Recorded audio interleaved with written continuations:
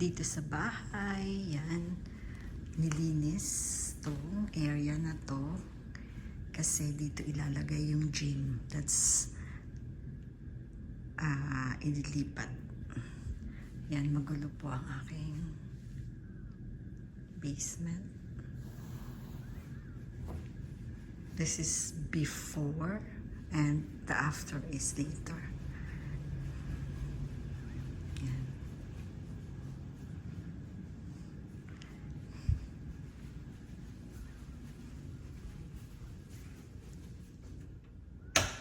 So this is the gym namin for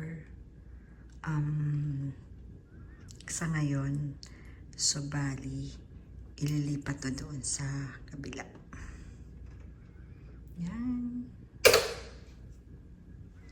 Yan ang ganap.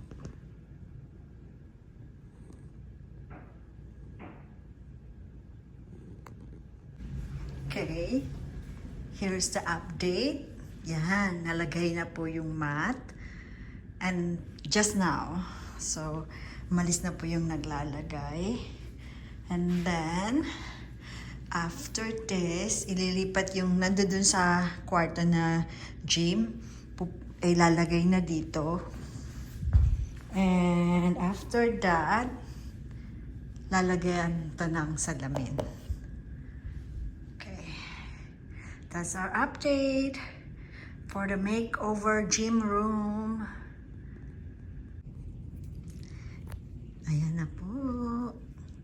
Ayan na ang workout room. This is the update. Yan, bike.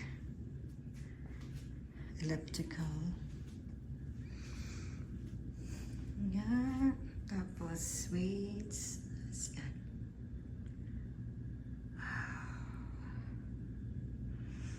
Tapos dito pwede kang mag-yoga-yoga. This is the update for the gym. Ito, lalagyan pa to ng glass. There you go.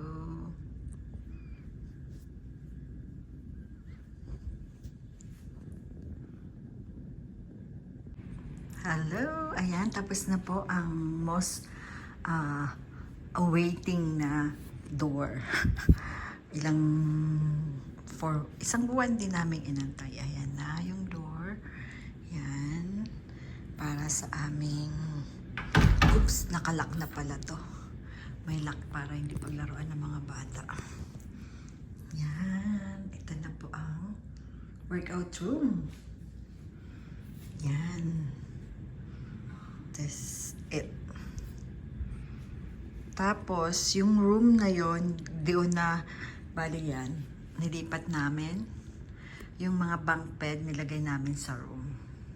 And so this is like the bunk beds if kids want to sleep over. Kasi meron naman dito ring CR. Ayan. Ayan yung CR.